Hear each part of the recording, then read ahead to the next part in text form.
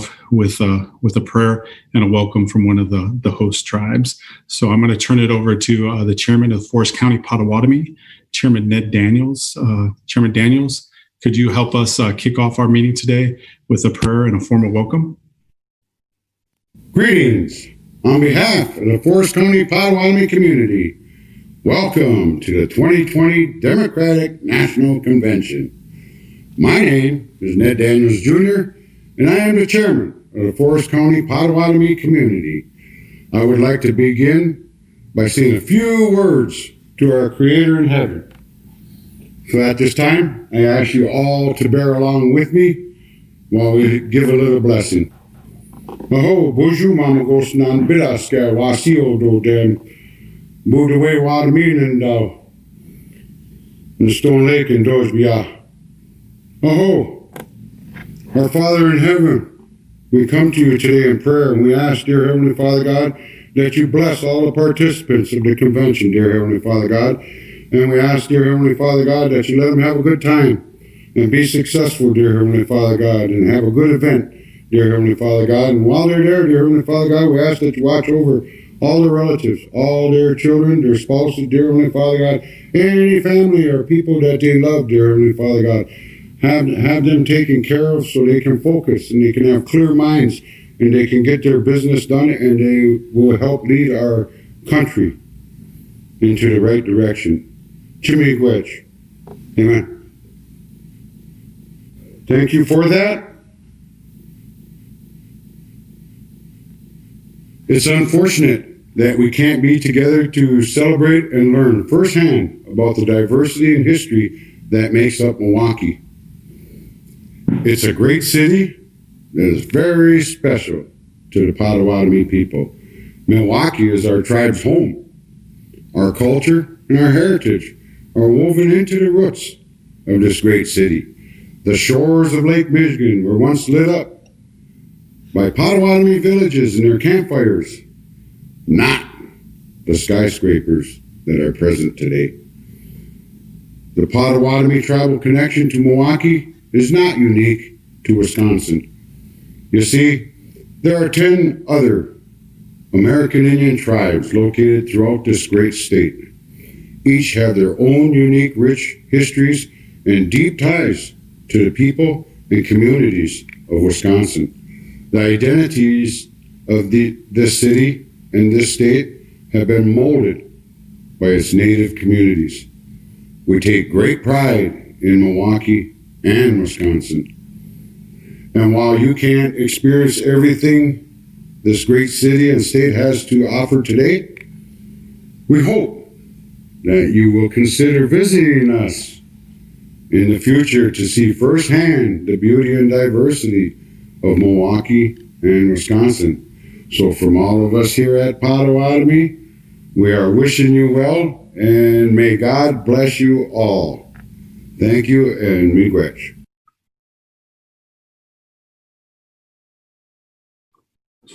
Thank you, Chairman. I'm going to move on to introducing our first guest for today. Our first guest for today really needs no introduction when it comes to us from Indian country. She is truly one of my heroes in life and somebody who I consider a dear, dear friend and somebody I love and care about tremendously. One of our very first, we have two of them, and we're very fortunate to have them here, both here today, but our very first Native American women in Congress, the amazing, the incomparable, the fierce Representative Deb Haaland. Representative Haaland, can you take it away? Thank you. Thank you so much, Chairman. Thank you for stepping up, for leading us here in the DNC, for being my partner in us moving our country forward, making sure that Natives come out to vote. Honored to be here with all of you today. I'd like to start out with the land acknowledgement that was part of our platform this year. The Democratic National Committee wishes to acknowledge that we gather together to state our values on lands that have been stewarded through many centuries by the ancestors and descendants of tribal nations who have been here since time immemorial.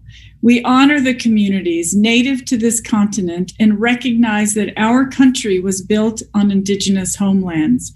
We pay our respects to the millions of Indigenous people throughout history who have protected our lands, waters, and animals. We respectfully acknowledge that we present this platform at our 2020 Democratic National Convention on the lands of the Bad River Band of the Lake Superior Tribe of Chippewa Indians, the Forest County Potawatomi Community, the Ho-Chunk Nation, the Lakudere Band of Lake Superior Chippewa, the Lac du Flambe Band of Lake Superior Chippewa, the Menominee Nation, the Oneida Nation of Wisconsin, the Red Cliff Band of Lake Superior Chippewa, the St. Croix Chippewa Indians of Wisconsin, the Sakaugan Chippewa Community, and the Stockbridge-Munsee Community Band of Mohican Indians. Friends, I wanted to start by reading that land acknowledgement, in part because it shows the power of where Indian country is today. Because of all of your efforts and leadership for this historic moment, this historic time, our land acknowledgement leads the official Democratic platform, and I'm very proud of that. I had the honor earlier this summer to be appointed to the platform, the Democratic Platform Drafting Committee, and I'm proud that we have the most progressive and forward-leaning platform for Indian country ever. And I'm grateful to so many of you, particularly to Chairman Ryan Ramirez and our good friend Raina Thiel for strategizing with me on how to make sure that we got what we needed in there. The platform is readily available for you to review. I am also very proud to have voted for it. And I'm happy that it includes a commitment to fully funding the Treaty and Trust Responsibility, fully funding Indian Health Service, enacting a clean carcieri fix, the co-management of federal lands and strong language promoting self-governance, to include with non-BIA agencies, more meaningful and effective tribal consultation. And I personally will continue my effort to bring about free, prior, and informed consent as we move forward. Moving further to address the Oliphant decision, addressing COVID relief for Indian country, and language speaking directly to urban Indians. There is a lot more in this platform, and most especially where the environment is concerned. Joe Biden has a very strong commitment to fighting climate change, moving our country to renewable energy, and just making sure that our voices are heard when it comes to the environment. I'm working my heart out to help to elect Joe Biden and Kamala Harris, because I truly believe that Joe Biden will continue the momentum from the Obama administration and go even further. I know we all think about how President Obama was so heartfelt in his interactions with Indian country. I know that Joe Biden listens to our voices. He brings us to the table. He is committed to ensuring that he meets with us, just as Obama did. I think that Joe Biden, one of his greatest qualities is listening. And so I know that he is out there listening. I believe very strongly that he deserves my wholehearted support. And that is why I am working very hard to make sure that I will get out every single voter I possibly can. I mentioned how important of a job that Ryan has growing our caucus at the DNC, and he has done that. I used to be a state party chair, and we were there always strategizing on how to grow our caucus, how to make sure we had enough people to be named a caucus at the DNC. And there we are. We will keep working hard to make sure that we bring people into this organization so that we can have a very strong voice for Indian country. I also wanted to just say a big thank you to Teresa Sheldon, who it seems like just as a natural fit, the first meeting that we had, the DNC meeting that we had, and Teresa was there. We relied on her like she'd been there for 10 years or something. And I'm so grateful and proud of the work that she's doing to make sure that she's including all of us. So I want to just talk for a minute about my time in Congress so far. And I want to, when I first, there have been many times in my life where I've been the only Native American in the room. Not this time. So proud to serve with my sister, Sharice Davids. We feel very strongly that we are absolutely on the same page. I think it gives tribes some comfort knowing that when they come to Capitol Hill, they can actually meet with people who know and understand what the issues are long before they set foot into our offices. I feel very strongly that Sharice and I have had opportunities to set the record straight, if you will. In my role in the House Natural Resources Committee, where a lot of Native American bills come, we have to, pass them out of our committee. I have many opportunities to make sure that tribal leaders have a seat at the table, that their voices are on the record, to talk about the issues like this administration, cutting off big swaths of Bears Ears and Grand Staircase Escalante. This administration blasting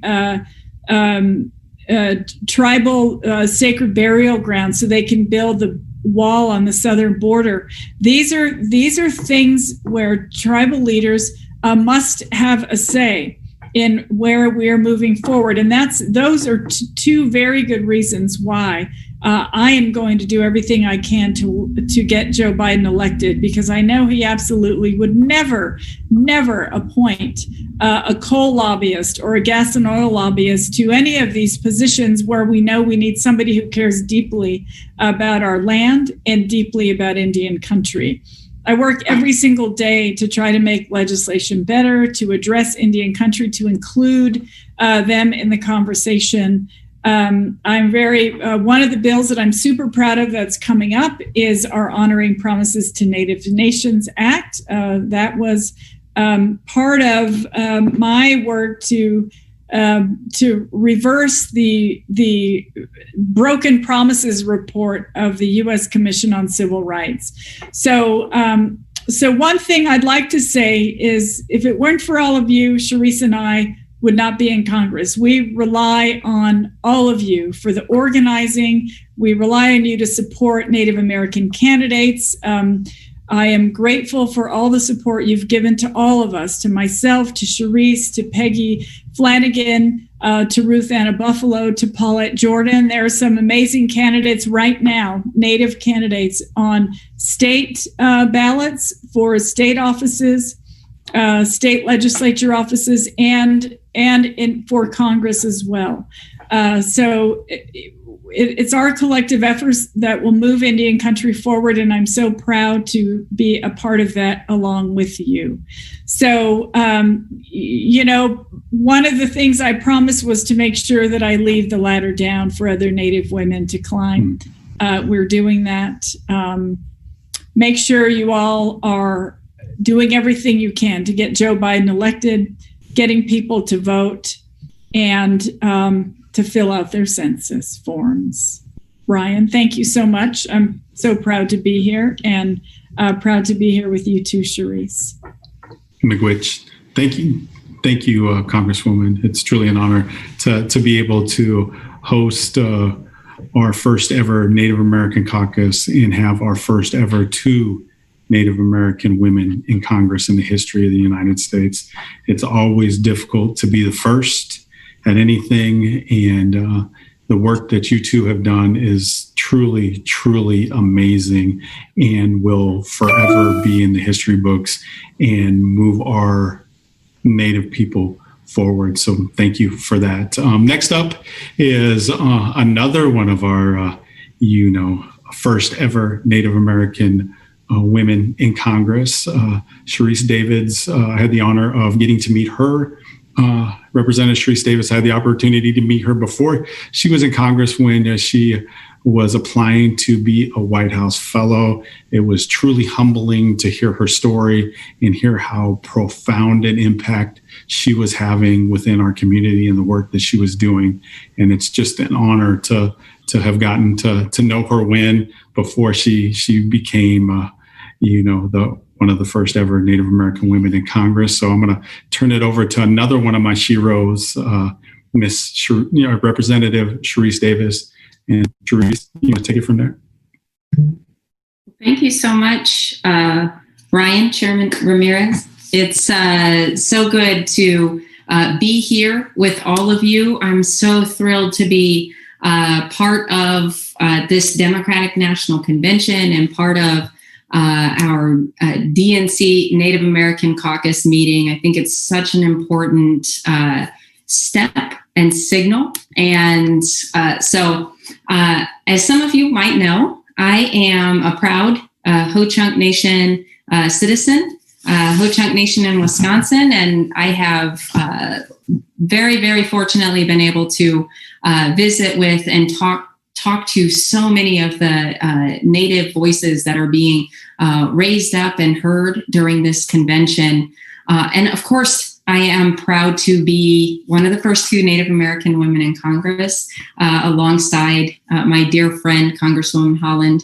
And I did get to hear some of her remarks, and she, like always, is so amazing. The work she's doing is so amazing. And I agree that having both of us there doing this, having this experience alongside her is something that not only benefits us individually, but it also is such a powerful thing for the House. And I say that because, of course, one of the most important things about having Deb and I serving in Congress is it's not just that we're in the room, that just us being in the room changes the conversation, but also because of our backgrounds, our professional backgrounds in Indian law and working with Native communities and on reservations, we have a unique ability to educate our colleagues and influence decision-making. And we're able to do that as peers. We're peers with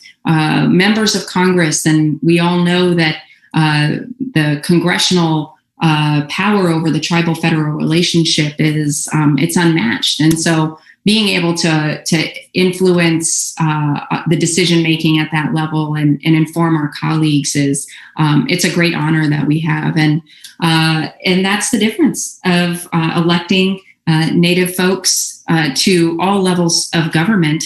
And it's one of the reasons I'm so excited to see the record-breaking number of Native folks who are running for office this year. And we are, I feel like right now, seeing this just this age of Native folks stepping up, taking the reins in our legislatures and the state legislatures and the federal government. And I'm looking forward to when we have more Native women serving in the House and the Senate.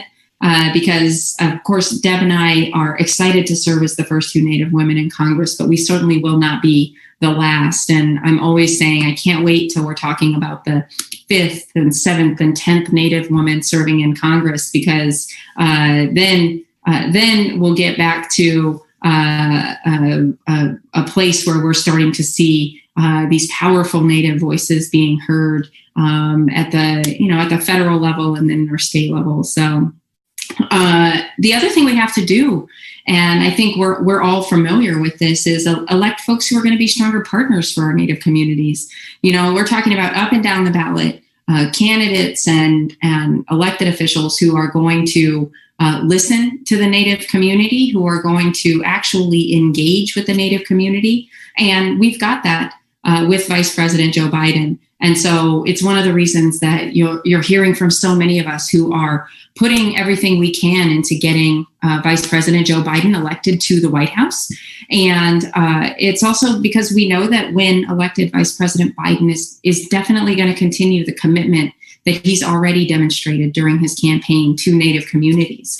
He's going to ensure that the federal government upholds its promises and obligations to Indian country and ensure that tribal voices are heard at the highest levels of government. Because right now, what we absolutely need is leaders who are going to listen. And the vice president has demonstrated that he's ready and willing to listen. And that's why I'm so pleased and excited, because I know after hearing just some of what we'll see to come, and the commitment by the vice president to reestablish the Tribal Nations Conference, something that we saw for 8 years under the Obama administration and had never seen before by a president, is going to come back. This is something that Indian country needs to see. It's vital to making sure that we're hearing from all of Indian country, because all issues that impact our country impact Native communities. Whether we're talking about access to healthcare, lowering the cost of healthcare for folks who really need that, investing in our education systems, restoring. Even at this point, we're talking about restoring decency to the White House, something that has been so sorely missed.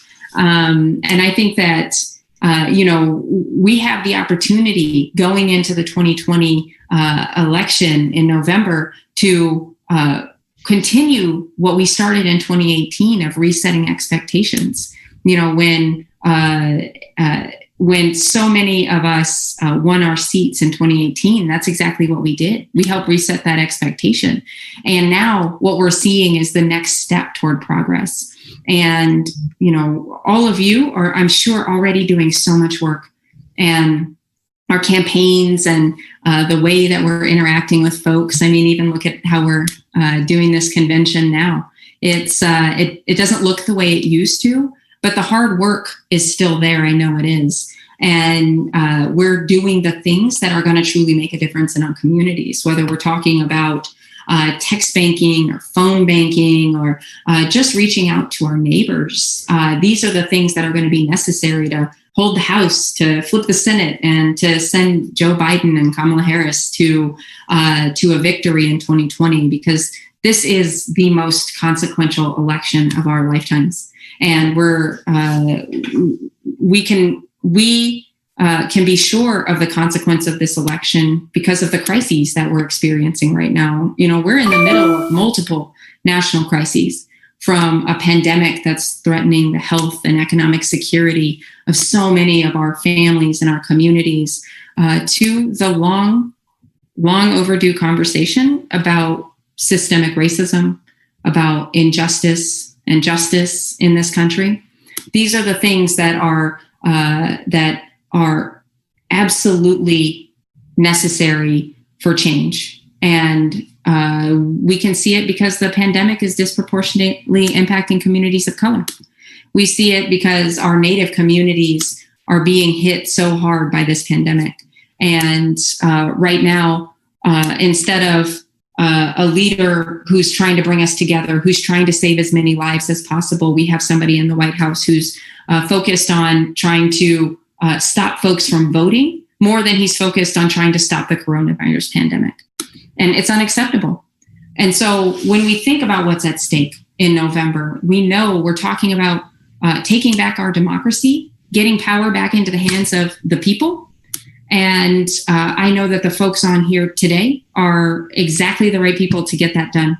When we talk about engaging Native voters and making sure that every tribal vote counts, I know that all of you are doing that hard work, because all of you know, and I know, that the Native vote has the power to shift this entire election.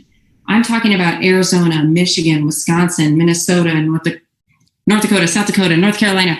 Look, the number of states that can be impacted by the Native vote cannot be overstated.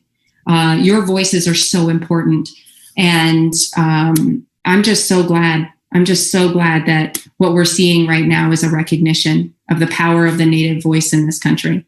And being able to join together with folks to build this grassroots support that we know we've got out there, and making sure that we're doing all that organizing and hard work is exactly how we're going to make that happen. So I'm ready to, I would say get to work, but I know all of us have been working really, really hard, and we're in that last, I'm an MMA fighter, so I have to use this analogy. It's that last round in the last 3 minutes when it's getting really, really tough.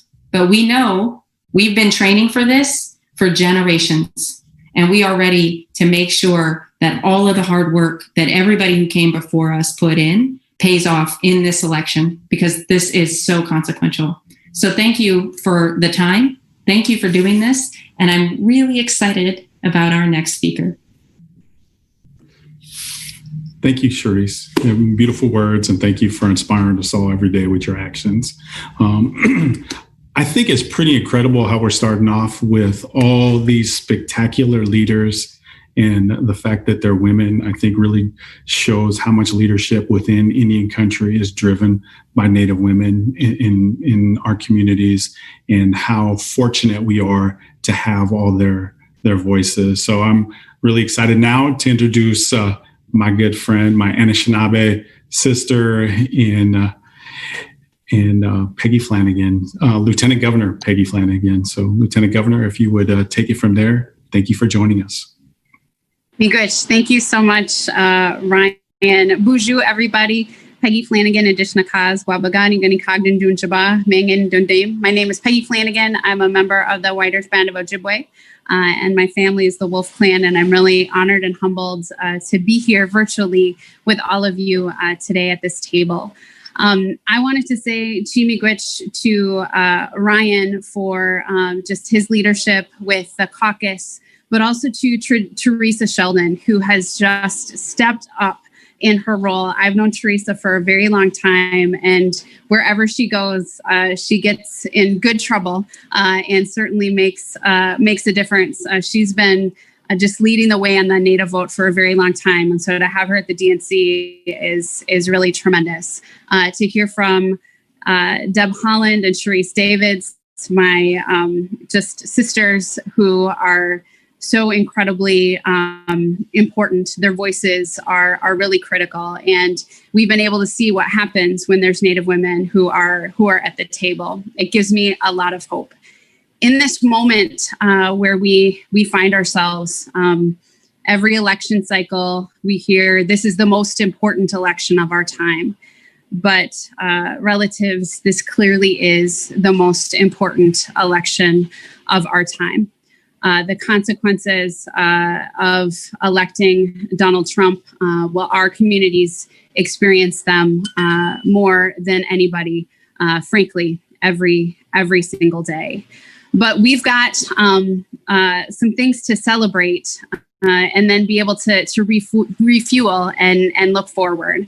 I serve as the Lieutenant Governor of the state of Minnesota. And I have to tell you, I certainly it wasn't this little girl's dream to grow up to be the Lieutenant Governor. That was not my plan, and that was not my path. But there are choices and there's opportunities that are laid before us to serve our people. And I've been really blessed to be able to serve in this role. But every day when I walk into the Capitol in Minnesota, I take 2 breaths. The first breath is a deep breath to acknowledge the responsibility of being in this role. The second breath is a breath of protection, knowing that I am walking into a building and into an institution that was not created by us or for us, but in many ways was created to eliminate us. And as Native people who work within these systems, when we're there and we're at the table, you can feel the difference. Along with the Native Women's Caucus in the Minnesota House, we were able to pass the Missing and Murdered Indigenous Women's Task Force bill in Minnesota. We added an additional $16 million to tribal child welfare, which we know is critically important. And the governor signed Executive Order 1924, which calls for consultation and true government-to-government relationships, where we have each state agency is required to have a tribal liaison, and consultation is happening all of the time. And we also have a tribal state relations training that every commissioner and every deputy commissioner and assistant commissioner is required to attend. And I'm hopeful for the work that we've been able to accomplish in partnership with the tribes over the last year and a half. And that work has allowed us to respond to the COVID-19 pandemic truly as partners to protect our people. But we know that we have still tremendous amounts of work to do. And having a partner in the White House would make a big difference.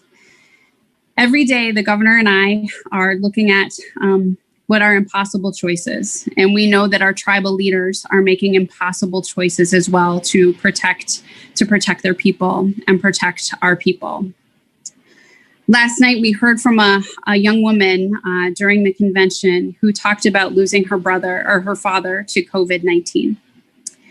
And she spoke right to my heart. I lost my brother in March to COVID-19. My brother Ron was a veteran. He was a Marine. He was a proud member of the White Earth Band of Ojibwe, and he was a gigantic teddy bear who cared tremendously for his community and just for his family. And so many of us and many of our communities have been hit hard by COVID-19, but also many of us have been hit personally. And I know that Senator Elizabeth Warren also lost her brother to COVID-19. What happened to our families shouldn't have happened, and it shouldn't happen to another family moving forward. We have an opportunity to ensure that we elect someone who sees us, who hears us, and who values us in Vice President Joe Biden. It is a critically important time in our nation's history. And we know our people have survived incredible odds. We've survived pandemics. We have managed through uncertainty, and we will certainly remain after COVID-19 leaves us. But I can't tell you how important it is to truly have a leader in the White House who respects treaty rights and tribal sovereignty, who will build on the good work that was done during the Obama administration to ensure that we are at the table, that we are being consulted, and that we are no longer taken for granted or simply seen as obstacles, as I would argue that is how we're treated under the Trump administration. There's an incredible opportunity here to ensure that Native people, that our votes are counted, that we turn out. And, for a long time, we talked a lot about, Native folks are registering and turning out and impacting elections. And that is true. And we will do it again. But we also know that Native people are stepping up and running for political office in numbers and amounts that we have never seen before. And that is a trend that will continue. As we see Native women who are stepping up, I think folks have expressed surprise by how many Native women are running for political office and serving. And I think that, we've known that Native women have been leaders since time immemorial. And it's just the rest of the country that's catching up with us. And so I know that when we ensure that we continue to elect Native people to all levels of government, that we will continue to see a difference, that our voices will be heard, that we will make an impact, that things will not be done to us, but they will be done with us. And I am hopeful for the coming days and months leading up to the election that Indian country, all across this nation, will turn out in numbers that you have never seen before, because we will deliver the states that are necessary to ensure that Joe Biden is elected president and Kamala Harris is elected vice president. So we once again can truly have a partner in Indian country who will work with us to ensure that we have a bright future for our future generations. I know that they will set the course to build better, to build back better, to ensure that we can get on with healing and that we can truly be a country that acknowledges equity, inclusion, and that we are part of that every single step of the way. And I will be with you every single step of the way to ensure that we have a huge turnout this election. Chimigwech for the work that you have done, and Chimigwech for the work that you will do. I am honored and humbled to be at this table virtually with all of you, and can't wait to see you in person when it's safely, when we can safely do so again. Gigo Wabamen, thank you. Miigwech. Oh, and next up is our wonderful Senator Warren, who is a dear friend of mine and somebody who has always been a champion for Indian country, and somebody I'm incredibly proud to have with us. So thank you for joining us today, and we look forward to hearing your good words. Oh, thank you, Ryan. And hello to the DNC Native American Caucus. It is such an honor to join you all today. I wish that we could be together in person so that we could connect and take hugs and selfies and talk about the fights that lie ahead, but we know that's just not possible right now. But even so, I wanted to join you today to be able to talk a little bit about why I support Joe Biden and Kamala Harris for president and vice president, and why I think the Biden-Harris administration will be a good partner to Indian country. But before I do that, I want to thank my good friend, Ryan Ramirez, for his great work as DNC Native American Caucus chairman. And I also want to thank Chairman Ned Daniels for his remarks. I also want to give a shout out to the three amazing history-making women who just spoke, Deb Holland, Sharice Davids, and Peggy Flanagan. Fabulous women. And, you know, Deb has been such a good friend. It was a true honor to have her serve as co-chair of my campaign when I was running for president, to be able to hear her good advice and to see her speaking all across the country about the issues that we both care so deeply about. Sharice has been a steadfast champion for Indian country, and she has made a real difference in Congress.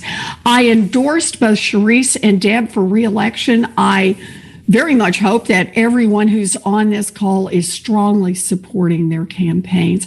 Peggy's also an amazing woman, as you just heard. She's been breaking barrier after barrier, all while fighting for those who need her help the most. You know, these three women's voices have been invaluable. They've begun to open doors in our government, doors that have been locked shut for far too long. Their voices will also be crucial to ensuring that Joe Biden wins, and even more urgently, crucial to helping him craft a stronger, more respectful relationship between tribal nations and the White House. Now, earlier this summer, some of you may know that Deb and I published an op-ed together in the Washington Post, and it described how the federal government, and in particular, the Trump administration and congressional Republicans, have failed Indian country during this pandemic. You all know the story. You've been living through this story. Some Native communities are getting ravaged by COVID-19. Your elders and your fellow citizens are sick and dying. Tribal businesses have been forced to close. And in the meantime, the Trump administration has actually fought against providing relief directly to tribal nations. So Deb and I and our Democratic colleagues have pushed back, and we succeeded in getting relief included in one of the COVID packages. But since then, Secretary Mnuchin has dragged his feet on actually distributing the aid to tribal governments. We fought to get him to act, and we have been partially successful again on that. But those delays meant more suffering, more illness, and more death. Tribal governments should not have been forced to wait weeks for desperately needed funds. The Trump administration also resisted letting important tribal businesses access the Paycheck Protection Program, something that Sharice was a leader in pushing back on and deserves real credit on that. You know, this is all wrong, just deep down wrong. And it turns out that the American people agree that it's wrong. Deb's and my op-ed cited some really important polling by the think tank Data for Progress, and it showed strong bipartisan support for policies like increasing funding for IHS, holding the federal government responsible for upholding treaty obligations, and allowing tribal nations to interact directly with the federal government instead of having to go through states. Those are not only the right things to do, they are also the smart things to do. Joe Biden understands the pandemic's toll on Indian country, and I know he will do the right thing and the smart thing. Now, Joe has promised a dramatic increase in funding for IHS and making that funding mandatory. That's a position that Deb and I have been pushing for, and I'm so pleased to know that in a Biden administration with Democrats leading in the House and in the Senate, it's going to become a reality.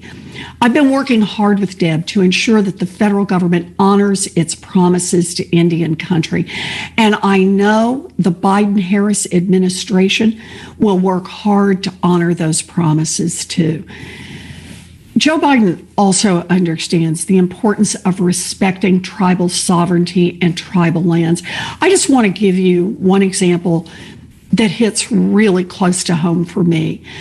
Right in the middle of this pandemic, while we were in lockdown, while people across our region were sick and dying, while offices were closed and crowds couldn't gather, while nurses and other first responders were searching for personal protective gear, the Trump administration very quietly moved to disestablish the reservation of the Mashpee Wampanoag tribe, one of the two federally recognized nations here in Massachusetts. Deb and I joined an amicus brief supporting the Mashpee in their court case. And I also want to take a minute here just to acknowledge and to thank Ambassador Keith Harper, the Secretary of the DNC Native American Caucus, whom you're going to hear from, I think, a little later today. I want to thank him and his colleagues for their excellent work on drafting the brief. I am grateful for their help, very grateful for their help. But this should not have happened at all. The Mashpee's land was taken into trust during the Obama-Biden administration, and now their reservation is being threatened by the Trump administration. Joe Biden has made clear where he will be. He is already a vocal advocate for the Mashpee. He has also advocated for a clean Carcheri fix, which is, I know, very important to many tribal nations, including the Wampanoag tribe of Gayhead-Aquina, the other federally recognized tribe here in Massachusetts. The Mashpee won a major, hard-fought victory in court back in June to save their trust land. But what happened earlier this month? The Trump administration decided to appeal that ruling and continue the fight. Donald Trump has fought hard to strip the Mashpee of their ancestral homelands. And I say it's time to have a president who will fight even harder, but this time to protect Indian country. With Joe Biden in office, Indian country will not need to worry about that kind of disrespect any longer. Joe Biden understands and will honor the United States' moral and legal obligations to tribal nations. As I've said about Joe, he will always tell you where he stands. Well, he has told us where he stands. He stands with Indian country. So Deb and I are continuing our work on our legislation to honor America's promises to the tribal nations, and we're going to keep pushing for a nation-to-nation relationship between tribal nations and the federal government. We will stay in this fight. And with Joe Biden in the White House and a Democratic majority in the House and the Senate, we're going to have an opening unlike any in modern history. So I really hope that you will join us in fighting for Joe Biden and Kamala Harris and in supporting the Democrats so that we can all continue our work for Indian country. It is more important now than ever. And again, thank you so much for inviting me to be with you today. Thank you, Ryan, for having me here. I'm really grateful. And I can't be with you in person, but I want you to know my heart is with you. Thank you, Senator. You have always truly been an incredible friend and more than kind in terms of your work with me and with Indian country. We all know where your heart's at. And so thank you for your good work and thank you for your good words. Chimigwich, thank you. Next up, we have our first man to the stage. We've done a great job of showing how women lead. So now we're going to start off and bring in the king of the selfie and somebody who's an incredible spokesman for the Democratic Party and somebody that has been a true champion for criminal justice reform. And, so I'd like to welcome Senator Cory Booker on to our virtual stage. And thank you, Cory, for joining us here today, sir. Hey, Ryan, thank you. It's good to see you again. I feel like this is just like yesterday that it was the 2016 convention and you and I were having the same interaction, except for then I did get a selfie and even a hug. And I just want to say how grateful it is to see you again. I want to say how grateful it is to see a champion, one of the most reliable lights for progress in the Senate and Congress, and I think in elected office is Elizabeth Warren. And to see the congresswomen who spoke earlier and their trailblazing brilliance, it is all affirming to my soul. I come to you in a heavy heart. I am seeing the wretchedness of this pandemic. I am seeing the sickness and the death. And I also know it disproportionately visits upon our indigenous communities in this country, as well as the Black and brown neighborhood that I'm living in right now, which is the Central Ward of Newark, New Jersey, a majority African-American city, about an 80 to 85% Black and Latino city. I have had the privilege in the United States Senate of getting to know a lot of our Native leaders and learning so much more about the pressing issues. But I can't help every time I sit from South Dakota, from North Dakota to DC, meeting with leaders and others, is to understand that the urgency still remains, that we still have such tragic injustice in our country. One of the reasons why the death rates are so high amongst African Americans, Native Americans, Latinos, is because our communities are way disproportionately disaffected by other kind of healthcare inequalities, from access to care that stems everything from the start of life. Remember, Native women and Black women are dying at childbirth at rates dramatically higher than the rest of the population, and go all the way until preventable diseases like diabetes and heart conditions that are disproportionately represented amongst our peoples. There is an urgency when it comes to the outrageous high levels of poverty. There's an urgency when we see a criminal justice system that still has very different outcomes that are based on the color of skin. And so I sit here to understand that we have been fighting these battles for a long time under administrations that were Democrat and Republican, and seeing the cause of justice still remain just as urgent. But I also tell you that right now I feel a sense of hope. There seems to be a greater level of awakening in our country, racial reconciliation. There seems to be a time now in America where our circles of empathy are only growing. And when it comes to the communities of our native peoples, our Indian country, I'm really excited to see that this administration, this hopefully future administration, has dedicated themselves to long-worn issues that need to be affirmed and need to be established, from honoring indigenous tribal nations and recognizing their sovereignty and their authority and being a true partner in such. I know that Joe Biden and Kamala Harris will be committed to that when it comes to restoring tribal lands, protecting our environment, and making sure that tribal communities can fight back against those that violate their sovereignty. I know that we are together on that. And when it comes to making the federal government truly make the investments necessary into Indigenous communities and the challenges that we are continuing to face, I know that we are together in that. I feel a sense of common cause and common purpose when it comes to making this nation live up to its past promises, when it comes to owning up to our tragic histories of violence and oppression against Native communities and African American communities. I know we have work to do, but I do believe that this is a time of reckoning. This is a time of possibility, that this is a time of hope. And so I ask you to commit yourself to the cause of our country and the realization that the current administration, as Elizabeth Warren so rightfully laid out, have been working at cross purposes with the ideals of sovereignty, of liberty, and justice for Native peoples.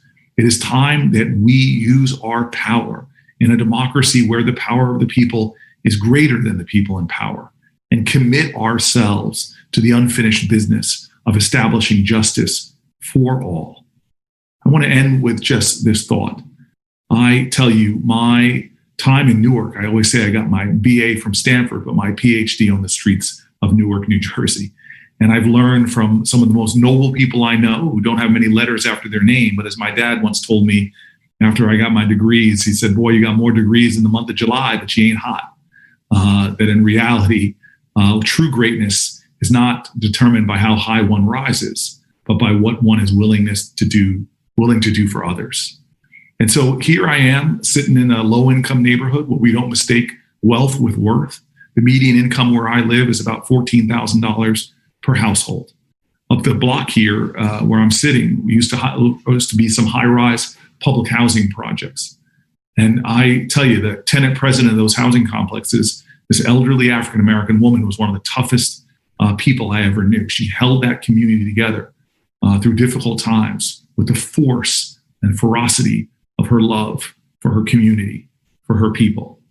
I remember asking her once, when I found out that her son was murdered in the lobby of the building I would move into for about a decade, living in these very difficult projects. I found out her son was murdered, and it shook me.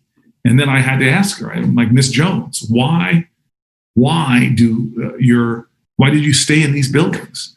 I knew where she worked. She could afford to live in other places. Why are you still here? And she looked at me almost like it was a strange question. She crossed her arms and just looked at me and said, why do I still live in brick towers? I go, yes, ma'am.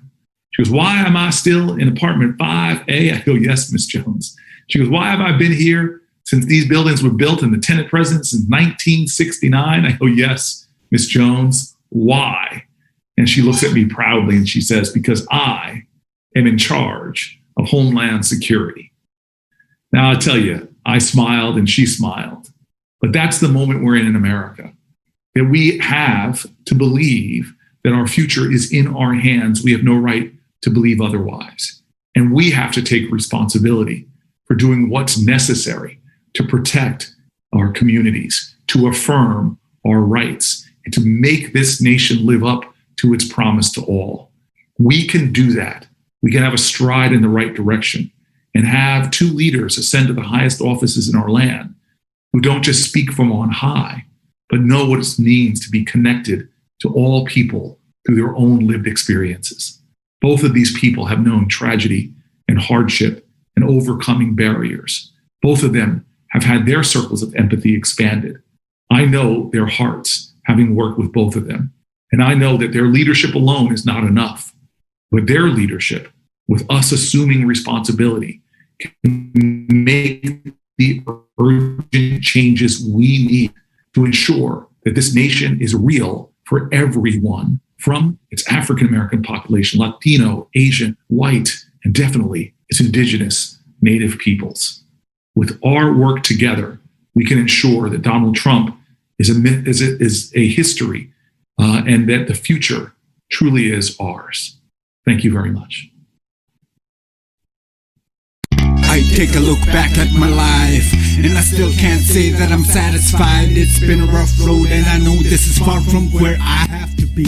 Låtum naklita yung nakita chulam tamay kan riyakat akot kanat chaklu milone kan huyu chikiu malakto ukmunren wukni kan ekwakan hutamchi mubal kanare ayo kuchiput umire khotoleta chamkles ngat kotak na ulukuman na tanga kasakte ko yagera ruche mani nu nam kainane mani alaska me. Let's throw one big party.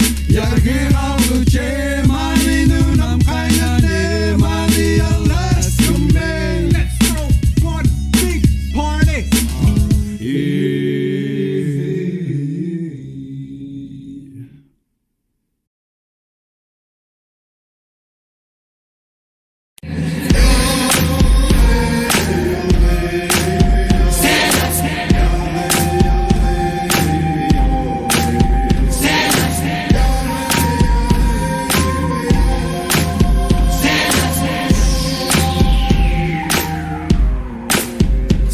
Stand up with the First Nations and our people that been living here for thousands of years. Stand up. We've been fighting for our freedom since the Nina and the Pinta and the Santa Maria. Stand up. Like Geronimo, Sitting Bull, Red Cloud, Crazy Horse, Leonard Peltier. Stand up. Now they poisoning the waters for our sons and our daughters, so we on the frontier. We won. One nation, one cause, one people, one tribe. Now it's us against the pipeline. Get on your feet for Standing Rock, and we'll show you how strong we could be when we unify. To all my native people, recognize yourself, keep your head up. To all my tribal people, recognize yourself, keep your head up. One of the reasons that I'm so excited about seeing the interest by the Democratic Party, by this presidential campaign in Indian country, is because literally the native vote, I truly believe the native vote cannot be underestimated. The impact that we can have on this specific election at a time when so much is at stake, we can sway this election. It's going to be a strange election year, there's no doubt. So we're all going to be working in creative ways to make sure that our people are getting out to vote. And so here in Congress, the most recent big bill that we passed with respect to this COVID-19 crisis is the HEROES Act. And in the HEROES Act, we are paying attention to the fact that this election is not going to be like any other election. And also, at the same time, this is the most important election of our lifetime.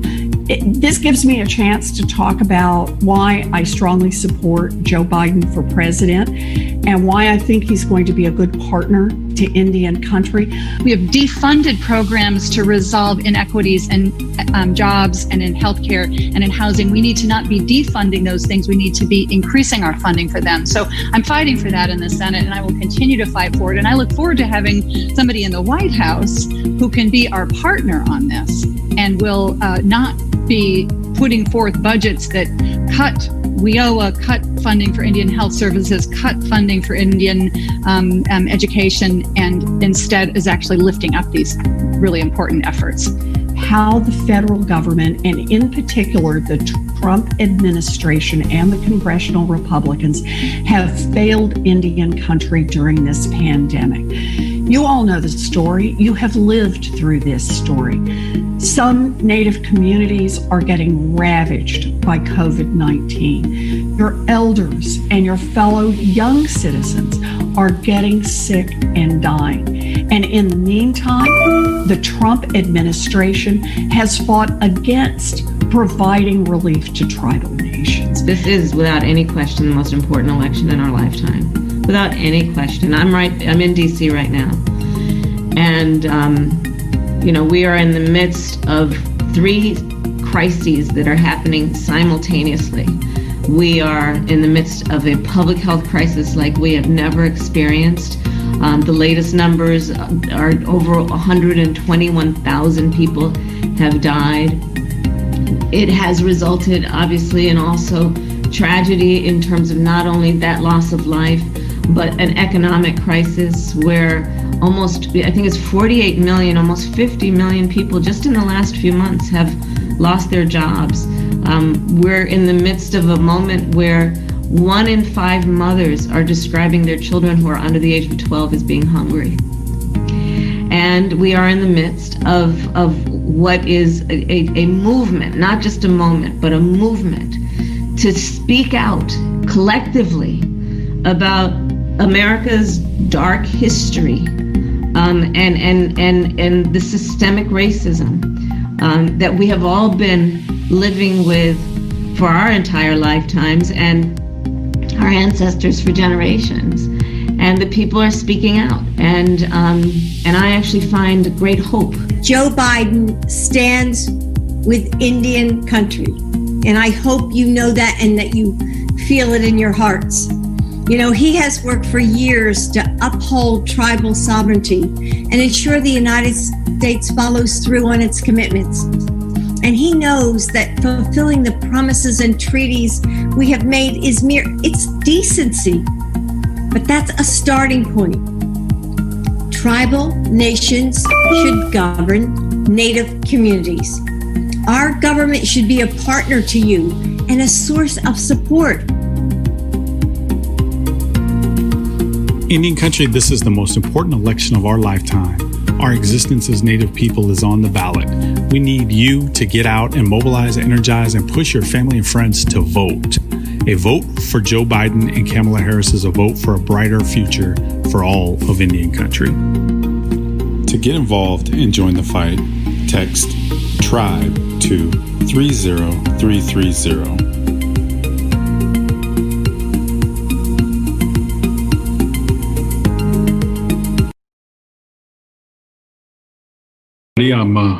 I'm really excited to introduce Representative Ruben Gallego in terms of from the 7th Congressional District in Arizona. While I'm an enrolled member of Turtle Mountain Band of Chippewa Indians, I am also a descendant of the Basque Yaqui tribe. My father was an enrolled member in Arizona, so I have deep ties to Arizona too.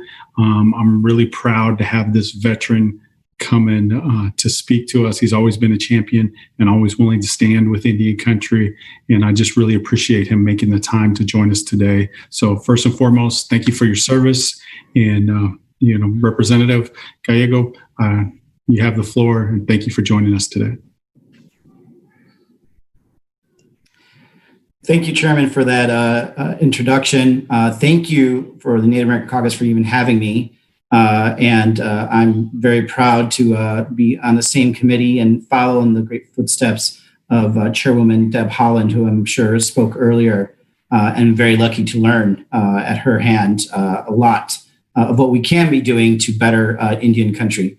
It's been my pleasure being the chairman of the Subcommittee on Indigenous Peoples. It has been a learning experience, and it's been a very heartbreaking learning experience about how ignored our Native American communities have been, and what it's caused. If we see what's happening right now in Indian country when it comes to COVID-19, it's not a coincidence. This is an area of our country that we've ignored, we've marginalized, we have not invested in, and we have not fully empowered. And so when COVID-19 came along, it totally took hold in our communities. Luckily, our Native American communities, our Indian communities, they're resilient. They've survived worse. They have, not only that, but they have started to thrive. And it is our responsibility now, especially our trust responsibility, congressional trust responsibility, to make sure that we are doing everything to get Indian country back on its feet, and for it to succeed, and for it to be respected. The last 3 years under this Trump administration, all I've seen is constant disrespect for our tribal governments, a attitude as if they should be treated like children, not like our equal partners, our equal treaty partners. They have taken every opportunity to erode sovereignty. They've taken even opportunities to try to delist tribes. And I can only imagine what would happen if we allow them another 4 years. let's be clear, and this is not an issue of not understanding the role of tribal governments or the interaction between tribal governments and your federal government. It is outright racism and white supremacy that this administration has been pushing for years. This is something that Trump was pushing even prior to ever becoming president of the United States. He has a deep-rooted hate for our Native American communities, and you consistently see that every day in his policies. We had to fight as a caucus, as a Democratic caucus, for funding for Indian country and COVID relief. The original number that Donald Trump wanted to give Indian country was a total of 0. And if it wasn't for leadership that we saw on the Senate side with Senator Smith, Senator Warren, and then on the House side with Representative Holland and Representative Davids and a couple other members, that probably would have been the end result. And even then, we could only get to a amount that was 60% what we thought Indian country needed. But we do have a time to turn that around. And as a matter of fact, the Native American vote can prove to be very pivotal in many states, especially my state of Arizona, where we have 21 federally recognized tribes. And they're part of our history, part of our culture. You cannot think of Arizona without thinking of the impact that Indian country has had on this place. But we have an opportunity to turn the corner with the Biden-Harris team, a team that actually respects Native sovereignty, treats them as equal Americans, recognizes the fact that we have hundreds of years of investment that we need to make up for, and that we have hundreds of years more going to the future of great potential to have these communities thrive and contribute to the everyday American fabric. I am very pumped about this. I can't wait to be work with an administration and work with the Senate, hopefully, that is pro-Native, respects our sovereignty, respects tribal sovereignty, I should say, and respects the treaties and the trust responsibility that we have signed up for. And so with all your help, and I mean all your help, we can make it happen. Arizona's going to come down to a couple thousand votes. Florida's going to come down to a couple thousand votes. Minnesota's going to come down to a couple thousand votes. Our tribal voters there could make the biggest difference. And at the end of the day, we really don't have a choice. We could see the most anti-Native American administration in this next administration if we allow them to win in quite a while. I can't explain to you the threat that this administration would try to do. It would reverse, years and years of progress that we have been able to make, and the threat that this presidency imposes, unhindered by any elections, I think is something that we have to accept as it being an existential threat. So your vote matters. Please get out there and vote. Every day is going to matter, and you can get us there. Thank you. Thank you, Representative Gallego. It was truly an honor to have you here today. And again, thank you for your service. Yeah, gracias. Next, we're going to move on to my illustrious Vice Chair, Ms. Paulette Jordan, who's going to moderate a panel on youth engagement. So, Paulette, would you go ahead and take it from here? I'm Paulette Jordan. Thank you all for being here. I'm a member of the Coeur d'Alene tribe, and I'm running to be Idaho's first female senator and the country's first Native American woman in the U.S. Senate. And right now, we're seeing a spirit of awakening taking over this country, which is beautiful. Millions of Americans took to the streets to fight for justice and equality. But Native youth have been leading a fight for change long before this.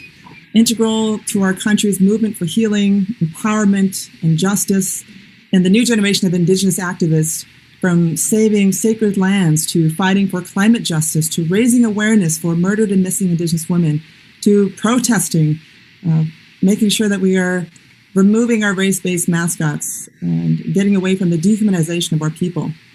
These young leaders are lending their voices to issues impacting Indigenous communities around the world. And these Native youth are connected by their determination in the face of generational obstacles resulting from centuries of colonization and exploitation. And we need to meet these young change makers where they are.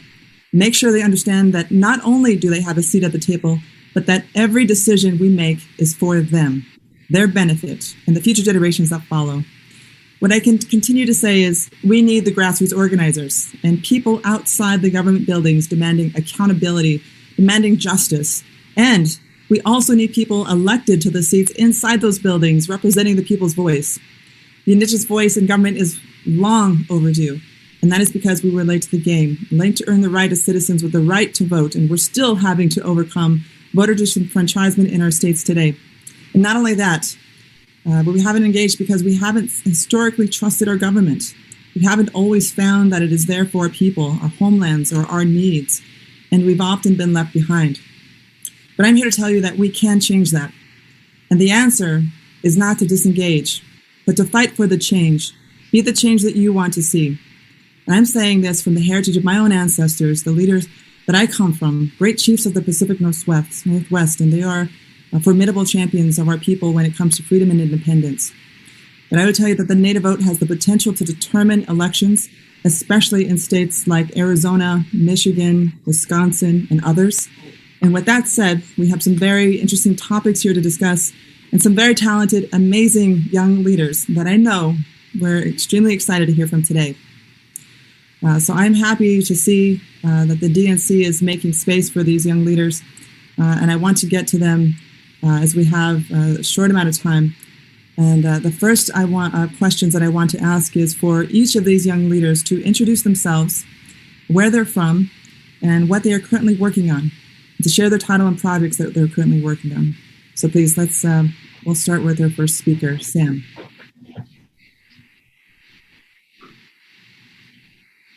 Skugsiarik Gusijimwe, Ariam Jigik Sami Lopez, Abamja Wa Gikum, Donna Alta Majorga.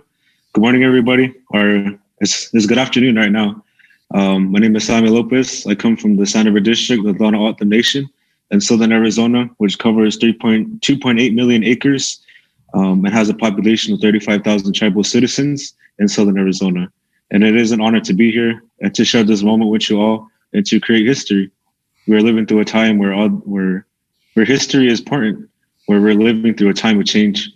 I currently serve as the Vice President of the Donna Alta Nation Youth Council, United National Indian Tribal Youth Earth Ambassador alumni for the 2019-2020 class, and a food production worker at the San River Co-op Farm, where we grow our local traditional foods and crops since 1975. So it is an honor to be here with you all. Thank you. All right, thank you, Sam. If we can get to our next speaker, and we're going to continue going down, making sure that we cover everyone. So our next speaker, Jaden Probst from the Lower Sioux Indian community.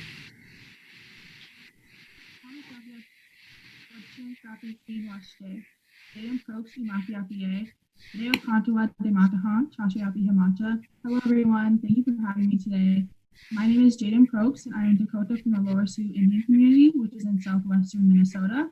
I'm currently a rising sophomore at Harvard College studying psychology and ethnicity migration and rights on the pre-med track. I'm a member of the Minnesota Young Women's Cabinet and just finished a year on the National Young Women's Advisory Council.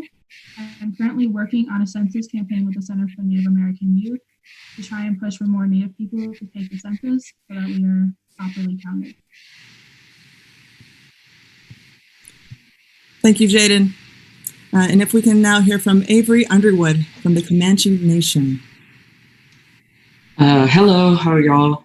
My name is Avery Underwood. I'm from Oklahoma City, Oklahoma. I'm a member of the Comanche Nation and currently a student studying at Swarthmore College. I'm currently studying art and education, and my current project right now is that I'm working with CNAY to create promotional material for the Census 2020, specifically kind of using art as a tool of activism and spreading awareness about census and making Native people feel represented and known. So those are the projects that I'm working on. Well, thank you so much. And now I'd like to get into some of the questions that we have. And first off, in our discussions, we talk about how important it is for our Native youth to be active and participant in our local elections in every state. And because you are all doing such great grassroots work and creating a nationwide movement from Standing Rock to your local state elections. I want to ask you all, how can young people contribute to get out the native vote activities on top of what you're already doing in your own states? And if we could start with you, Sam. So get out the vote is something that is very big on the nation where we come from. And the sad part is that not a lot of Native youth get to vote. And it's due to small things, things that are easily be solvable, such as transportation, a workshop to know how to fill out those ballots, who the people are on those ballots, because it comes to a relationship. It comes to a relationship with the people who are running for these offices. And it's people who sometimes don't have that opportunity to have those things right away and is easily accessible. That's why they turn away from it. That's why we don't get the turnout that we want to, because of those small little things that are so solvable. And I think we need to understand these things. We need to understand these things of how and why we got here and why we vote and why we do these things in order to know where we're going. Because we don't know where we're going if we don't know where we've been. And that's the cycle of history that repeats itself. And so get out the vote is something that needs to start when we're very young, something that we need to encourage and support in any way possible, if it's in the school systems, but it really starts in the home. It starts in the home, then it starts in the community, then it starts in the nation. Because then at that point, you create a lifestyle. You don't just create the next movement, you create a lifestyle for millennium. And that's what we need. We don't need another movement. We need a lifestyle. We need something that's going to be long lasting for future generations to come. And so those are the things we need to encourage, not only in our school systems, but in our communities as well. So this is what information I would have to share. That's wonderful. Thank you so much, Sam. And extremely helpful for the leaders that are listening and can take this information home. Now, Jaden, I'd like to ask you a question. What can tribes and organizations do to create space for young voices with civic engagement? Right now, younger generations are paying attention probably more than ever. And I think that young people just need to know that they're going to be supported and heard in whatever they want to do. I think it's important to know that you're not just going to be brushed off just because you're younger. I think it's a common issue that young people are sometimes, they're thought less of solely because of age, but just because we're younger doesn't mean that we aren't as passionate or aren't as educated about the work that we want to do. And I would like to see tribes and organizations working on more engagement for youth to talk to other youth, because I think sometimes when youth voices are brought into the conversation, they're brought in as the youth voice. And I feel like sometimes that can tokenize their perspective. And so I think when youth can get in conversation with other youth and hash out ideas together, I think that's where the real conversation starts happening, because they can start building up their voices as a collective and make their voices heard that way. So I would like to see more youth on youth involvement and more youth on youth engagement and backing from tribes and organizations in that way. Thank you, Jaden. And, with that being said, is there another way that tribal leaders can help push your civic engagement? More specifically, are there sources or sites that people can go to that you can send them to help your cause? In terms of getting out the Native vote, I think visiting nativevote.org is really a good site. It has a toolkit of everything you can get involved with in terms of even helping out with voter registration within your community. I think that's a good place to start looking, because you kind of have to find what makes your community unique and what you want to focus on in terms of voting within your community, because levels of education and awareness around voting differ from community to community, as well as age. Maybe your community has a whole bunch of new adults this is going to be their first election that you want to focus on. And so I think working to find the thing that makes your tribe unique to work on in terms of getting out the vote is going to be really helpful. And I think visiting that website is something that can help you find that niche. That's perfect. Thank you, Jaden. Now I want to ask Avery a question. Avery, I know you're a powerful champion in your community. You've been selected by top leaders in Indian country to be on this call, and we all want to know, what inspiring words would you like to share with your friends in Indian country who may not be that interested in voting on November 3rd? And to address this issue that most folks will say, and young people in our tribal communities will say, my vote doesn't matter, and why should I vote? How does this process, voting, going to the polls, and doing all this work, how does this impact me? Can you share your thoughts with those watching? Yeah, for sure. The Native vote has been suppressed since the beginning of American democracy. And this country has continuously attempted to silence Native people. And even despite that reality, we have still managed to make moves and make our issues and things like that known. So it's really important that Native people understand that to be complicit on election day and willingly not vote, it's kind of playing into the hand of those that wish to silence Native people, Native voices. It's important for Native people to know that we do have the power to create change, and that voting is a really important tool that can uplift Indigenous voices and put people in office that are really willing to listen to those voices. And, with your vote, you're not only looking to define the path of American people for the next 4 years, but for the peoples and nations within America. You know what I mean? It's, you need to make your choice known and be a part of the future that we're building together and participate, because your voice matters. You know what I mean? You're important, and Native perspectives are such a unique and specific experience that is not voiced enough. And so you just need to realize that this is something that there are people who are willing to listen to you if you just reach out. So that's my 2 cents. All right. Well, thank you, Avery.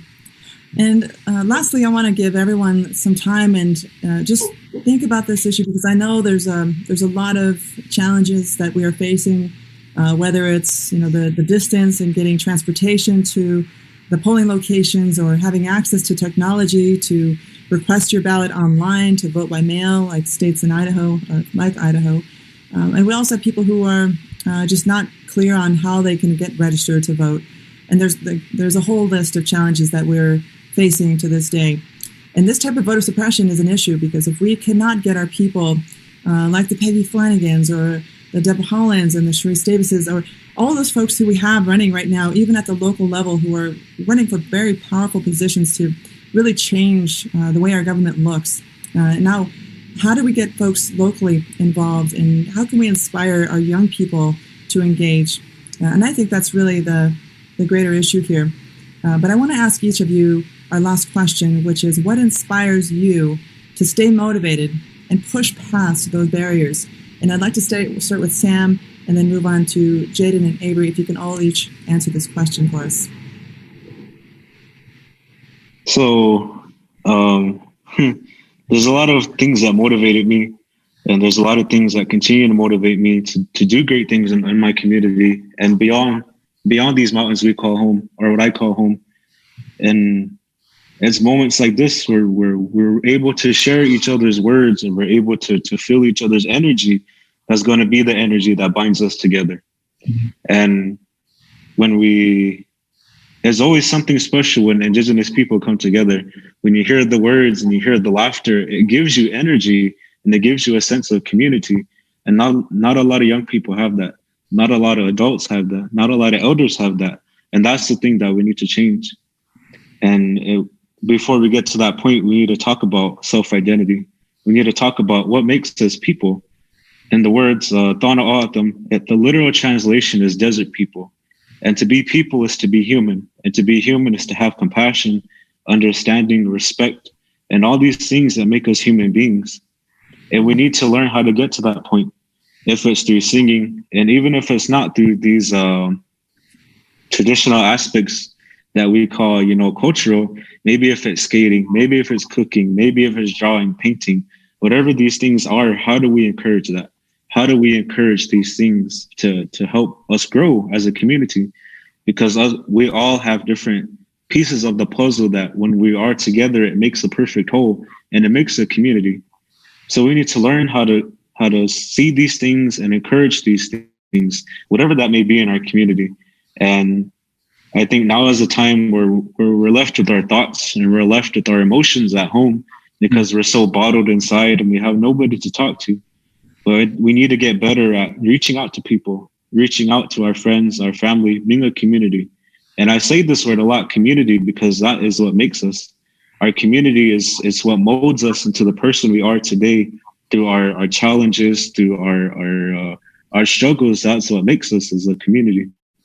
And so I encourage this for you all who are listening to my words here today and who are going to listen to these words, and of not only myself, but so many others that have participated in this or who are going to, that I hope it encourages you, and that I hope that you get inspired by these words, and that you are loved and you are needed and you are important, and don't give up, and to know those things and to remind yourself of those things, because I know right now it's troubling for those. So I encourage you all, I support you all, I love you all, and know that you are needed. Good blessings to each and every one of you. Thank you. Those are holy words, my little brother. Next, I want to ask Jaden, what inspires you to stay motivated and push past those barriers? Similar to Sam, what inspires me is thinking about the younger generations and also my peers. I don't consider myself wise or fully educated by any means, because I think we are all learning every day and learning from each other. But I think I get motivation when I think of the young kids who might not even be watching this right now, but might in the future.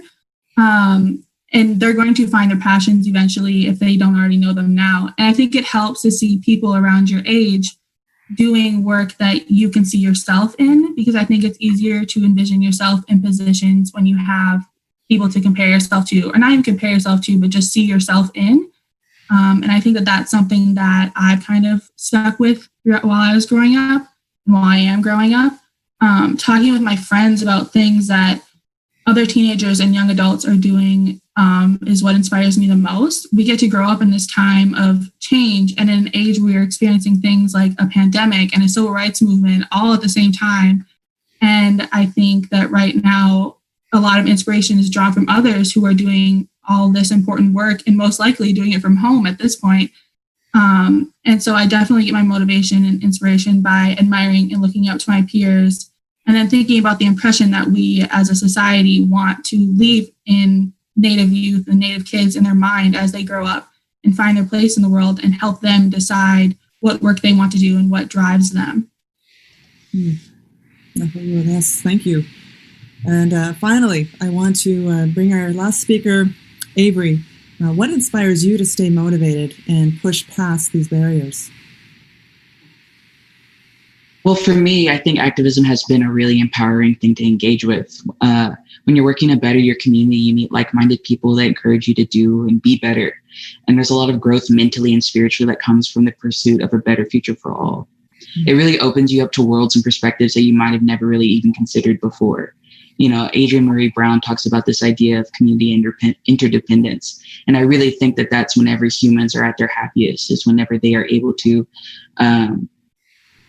rely on one another and know that the community is going to take care of them, and that they can put good out into the world and know that it will return to them. And I think that that's just, it's such an enriching spiritual experience for you to take care of the people that are the most valuable to you. And I know that Indian communities are already such tight-knit groups. And I think that, we do a really good job of supporting each other, but I think that this is something that is really working to better our own communities, just makes you feel powerful, and you just see all of the benefits of the good that you put out into the world, and know that you've been a part of change for the better. And I think that that's just enlightening and empowering, and all of the things that I personally want to see for myself and in others. Beautiful. Well, thank you so much, Avery. And I want to raise my hands up to all of you and honor you for all the good work that you're doing. You are truly significant champions for all of Indian country and the communities who rely on your voice to be sincere. You're also all very humble, but yet you are very powerful. And I just say God bless each and every one of you, because I am truly blown away and impressed by your work and who you are spiritually and as individuals. I hope we get to work together one-on-one and in group settings, because I know that we can do some powerful work together. But I'm excited for what the future lies ahead for you. And thank you so much for sharing your sincere words in such a beautiful way. And thank you, Jaden Prowse from the Lower Sioux Indian community. Thank you for representing your nation. Sam Lopez, thank you for representing your nation at the Tana Altum. And Avery Underwood, thank you again, Liam Lemch, for representing the Comanche Nation. I am sincerely blessed to have this time with you, and thank you all for joining us this afternoon.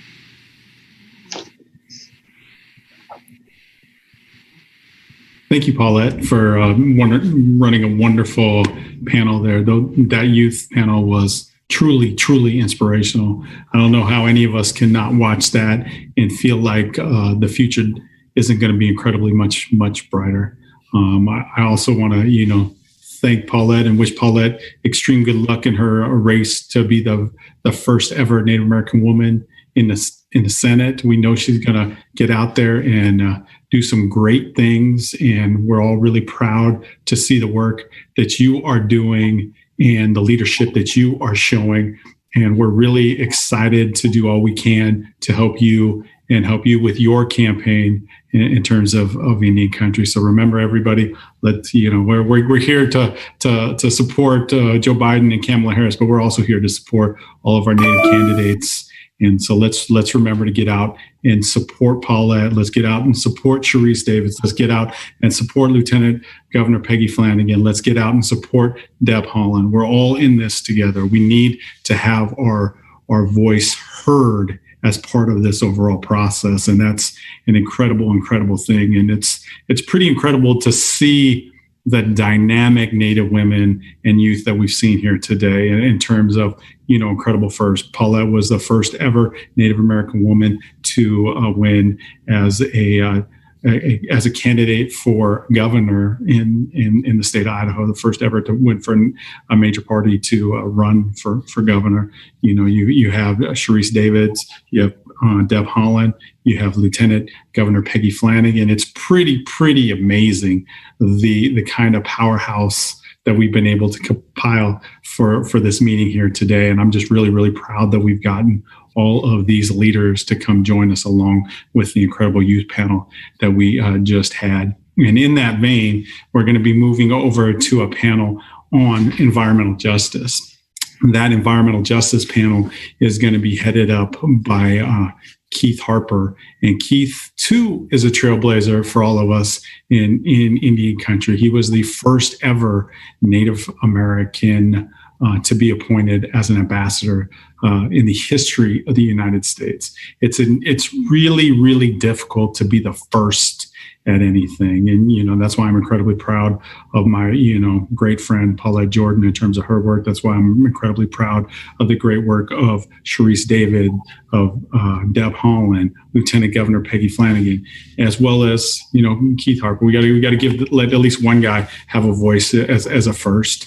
We've got all these women leading the way. We've got at least one man who's starting to be a trailblazer himself. So I'm proud of Keith for being a trailblazer in that regard. And it's really cool that we're able to bring together these great leaders for you all here today. I'm incredibly proud of what we've been able to present, and I'm really excited to hear on this environmental justice panel from that Keith is going to lead here. So it's something I'm really excited to turn over to him and to hear from him and these tribal leaders that are going to talk about the work that we can do to protect Mother Earth in the place that we all call home. We don't have any opportunity to go anyplace else. So it's essential that we spend the time that we need to get out and fight and show the activism that we need for Mother Earth. So I'm going to go ahead and turn it over to, former Ambassador Keith Harper. And, good luck, Keith. Thank you for your leadership. And I look forward to watching the panel.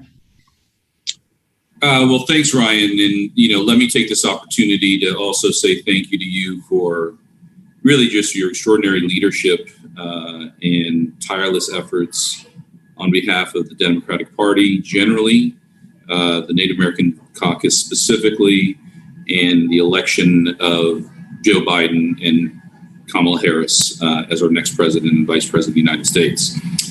So I'm excited, everybody, for this panel because we know that to Native people, the environment is central. It's centrally important to everything that we're about.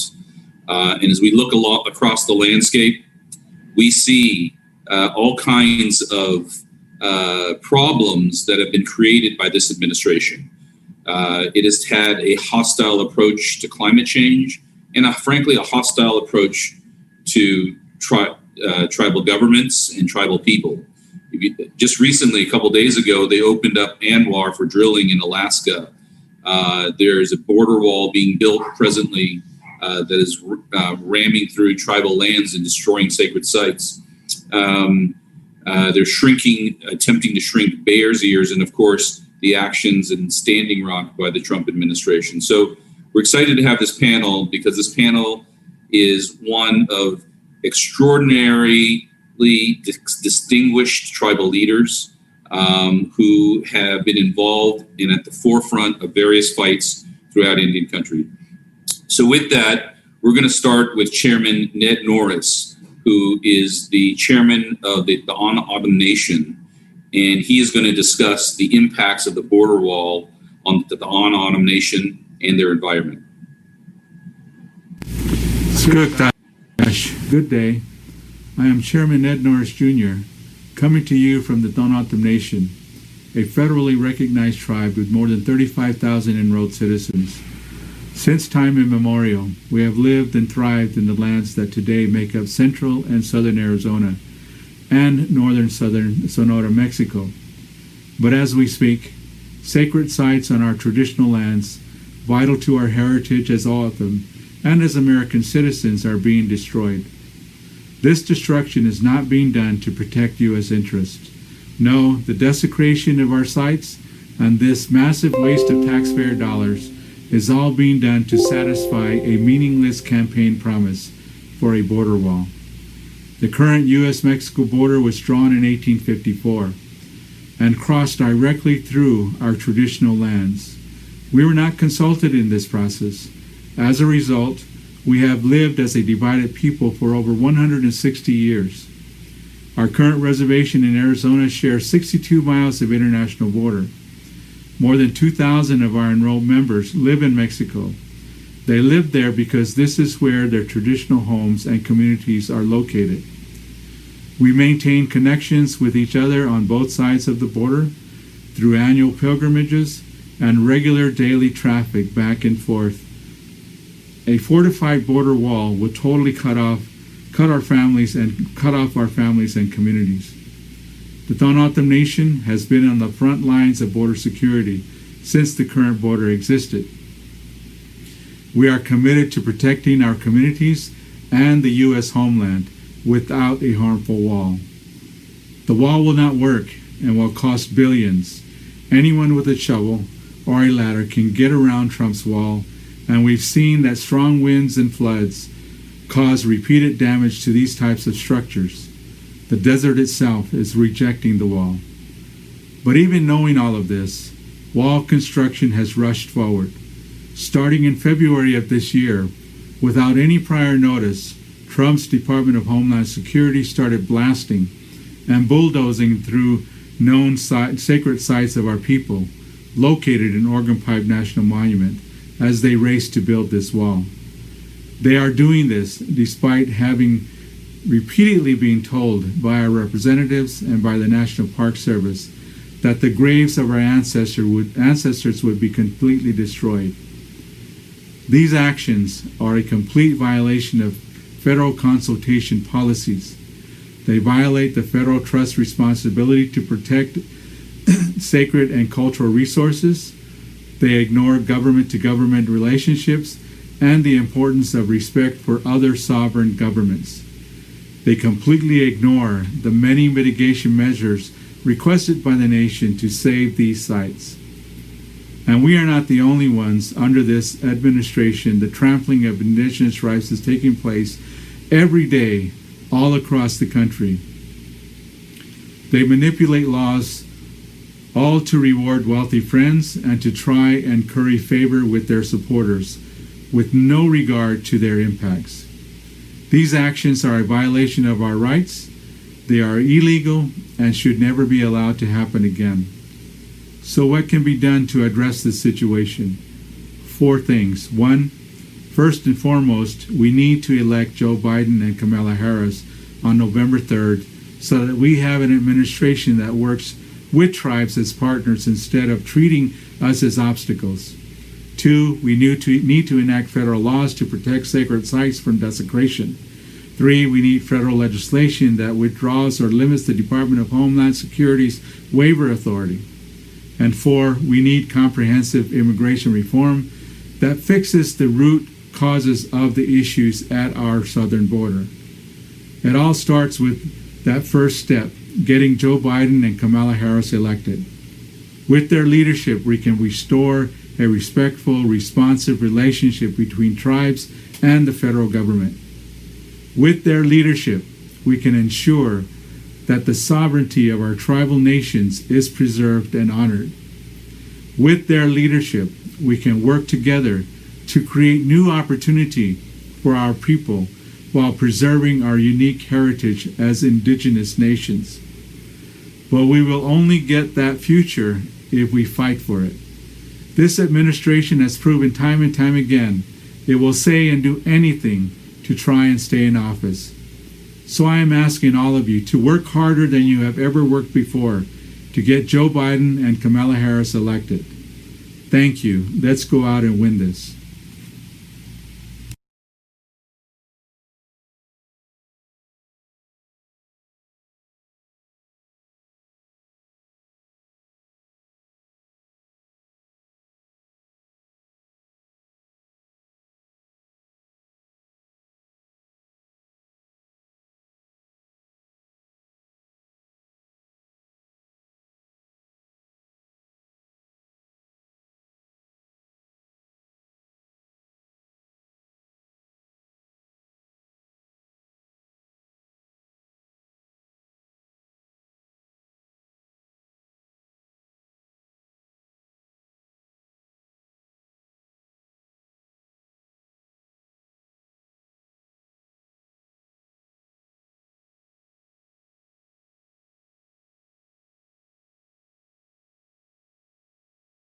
The 1986 Treaty of Washington.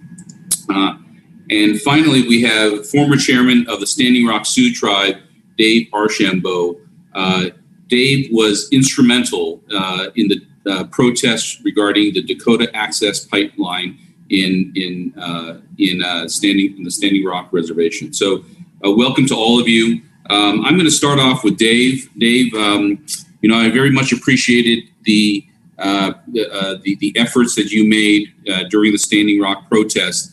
And frankly, one of the most impressive things was how you utilized a multifaceted approach, a legal approach, a political approach. You even visited me in Geneva to have to get on the world stage to talk about Standing Rock.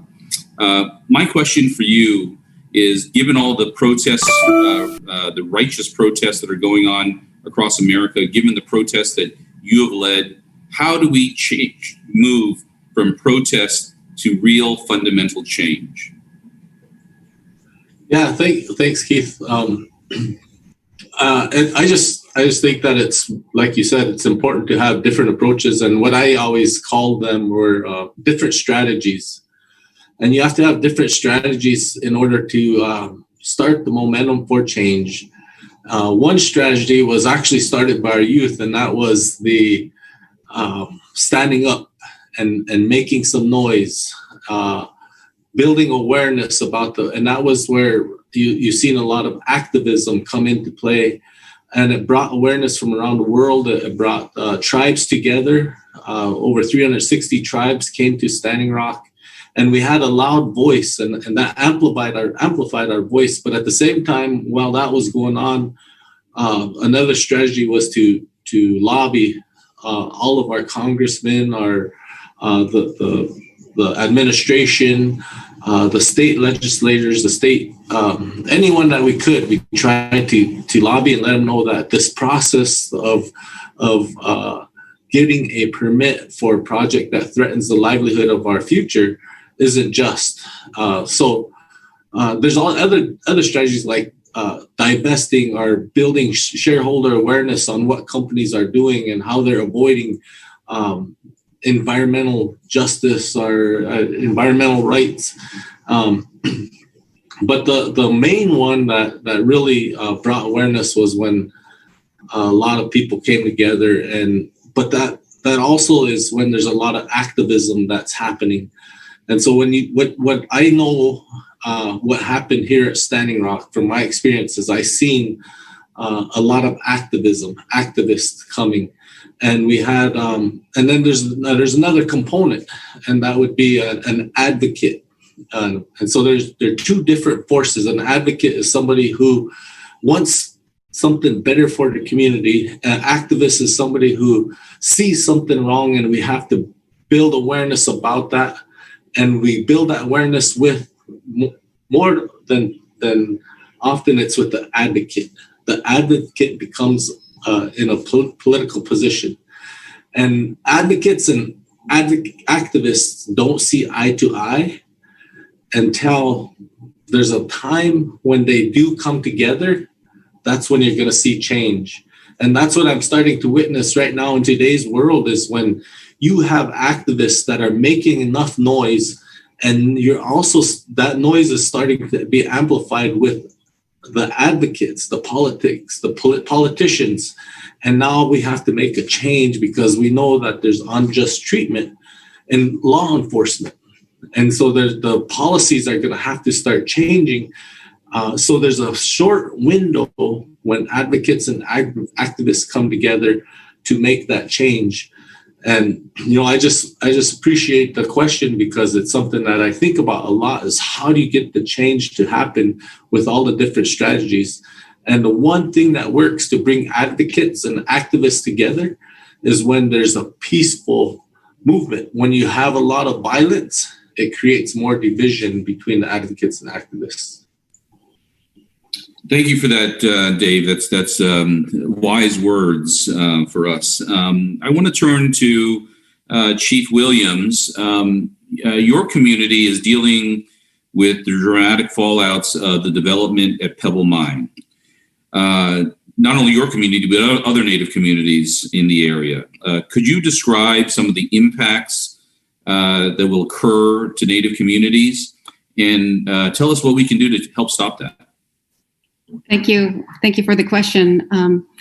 I've spent the last 19 years of my adult life working on this Pebble project. I've gone from probably the educating and learning more about this project like everybody else in our region when we first heard about it, to saying it's a really bad idea in these 19 years. And finally, as an elected leader, to making sure that we had a seat at the table and participated in the governmental process as a cooperating agency. And so for those that don't know, in Alaska, the proposed Pebble Mine is in Bristol Bay, and it straddles two very important watersheds. And these watersheds produce the world's largest sockeye salmon returns in the world. Our salmon season is winding down, and we've had 54 million fish come into 5 districts in Bristol Bay, and our commercial fishermen have harvested 35 million fish. It's worth about $1.5 billion. And for a subsistence user like myself, there is no value to our use of these salmon, because it's part of our fabric as Indigenous people. And for the 19 years, you can take Pebble and think of it as an environmental case study of what to do and what not to do. And so I really appreciate Dave's prior comments in terms of you have activism and advocates. Our tribe is one, we have our youth in our community who have really poured on the activism. They were out in the winter protesting with signs when one of the CEOs came into our community a long time ago, right in the heart of winter, and it was storming outside. And so to me, it is our youth who are those activists, and it's the tribal governments that are the advocates. And making sure that we are all aware of what this potential project can do and harm to us. And so our tribe has had a seat at the table as a cooperating agency. And in hindsight, when I think back about being a cooperating agency and spending the time and effort and the money to attend meetings and to really provide meaningful input in a manner that's going to be listened to, with this current administration, it's all about checking the box. And for us, that is, it puts you in a position of, why did we participate? Why did we educate? Our tribe has gone back to DC. And what we've found is it's the lobbyists that come with these large projects that will, back in DC, that make the change or make their project move forward. And with this current administration, those lobbyists and their millions of dollars that they spend has really been to the detriment to the people of Bristol Bay, and it's really minimized our voice. And I want to say that if you go back prior to this administration, we were making some really good headways and looking at the science with an Obama-Biden administration. We got Bristol Bay's federal waters taken out of the lease process, and that was a 40-year fight. And so to me, the people of Bristol Bay, their minds have not changed about Pebble. We're 80% against this project. And for us, it's all about what can we do to make the changes necessary. And for us, it's you just go day by day, fight by fight, round by round, in educating everybody and really saying why we should follow the science, because it is harmful to the salmon of Bristol Bay. Thank you for that. Indian country shares a lot of things, and you've talked about the fishing traditions there, and our next guest, next panelist, Chairman Newland, deals with fishing rights all the time for his community, their fishing community as well. And Brian, I know that you've been on the forefront of the fight against Line 5, a pipeline up in going across the Great Lakes, a strait in the Great Lakes, and with the potential for impacting treaty fishing rights. We were really excited in the Obama-Biden administration when they adopted the Declaration of the Rights of Indigenous Peoples. And one of the provisions, Article 32 of the DRIP, says that tribes or that states must get, quote, free, prior, and informed consent prior to doing any projects that impact the resources of tribal communities. And the question I have for you is, that's been too often honored in the breach. And how do we change that? How do we make sure that we take those words and give them life? Well, thanks, Keith. I appreciate that. I think sometimes it's helpful in answering that question to say what we shouldn't do. And so Member Chief Williams hit on box checking exercises that bureaucratic agencies do. And free, prior, informed consent is not box checking and saying we met with the Indians and now we can move on and do the real stuff. I think first and foremost, you have to take the words themselves and give them meaning. So you look at free, prior, informed consent, and each of those words has to have meaning, and they have to be more than words. And right now, a lot of our agency processes in government kind of create momentum toward approving these development projects that really tribal communities bear the burden and bear the risk. And so free, prior, informed consent for tribes and Indian people really becomes expensive, uninformed chances to object. And the burden that the bureaucratic process places on us is to seek out these projects and meet them where they are on their terms, and we bear the burden, of trying to stop these things and raise our objections. And that is the exact opposite of free, prior, and informed consent, which suggests that governments and private companies seeking to exploit Indian lands for their own profit, they're the ones who are supposed to bear the burden. And so to answer your question, Keith, what do we do? I think we have to change a lot of these regulatory processes to put the burden where it belongs, which is with the people seeking to use these lands in our communities, and put the risks on us and make them seek our consent and obtain it before they do anything else. Thank you, Brian. So we are getting short on time, and I've really appreciated all your really thoughtful answers here on these really important issues. I wish we had another hour to discuss them. I do want to turn for a moment to the politics. In a word, and this is the same question for all three of you, how important is this election to ensuring environmental justice? And Chief Williams, I'll start with you. Oh my gosh, we have to do everything we can to get this administration out of office.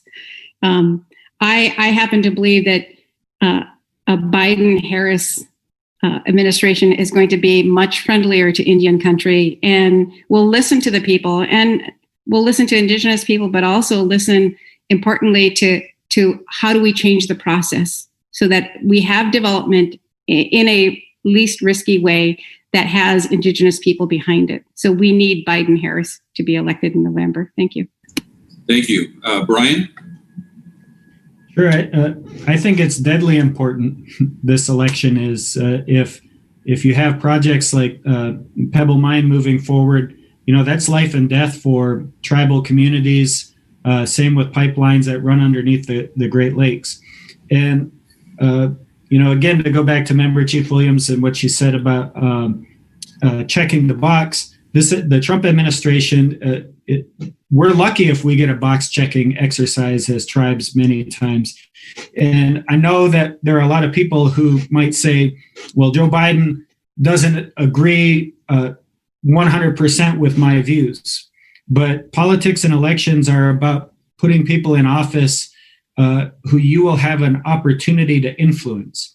And we know from Joe Biden's experience working with Team Obama-Biden that tribal voices are in the room. And that gives us an opportunity to have an influence over these decisions. And we are not having life or death decisions made for us. We can at least be in the table and take our shot at making an influence. And that's what this election means. And Dave, what are your thoughts on the importance of this election to environmental justice issues? Well, it's very important. What Trump is doing with the environment is putting not just the environment at risk, but everybody at risk. And we have to start coming out and making sure that we get Biden back in. When Obama and Biden were in office, they were able to listen to Indian country. They were able to listen and see what was happening at Standing Rock, and they were mandating that an environmental impact statement be done on the Dakota Access Pipeline. A month after Trump got into office, he reversed that with the presidential memorandum and moved the project forward. And now we have a pipeline under a river threatening the future of our children. So it's vital that we get out and we get Biden back in, because we know that he has an ear, and that we will have people in the high places where we can be represented. Well, let me just say, look, I really want to thank all of you for your participation, for the wisdom that you have shared with us at the DNC, with all of Indian country, really.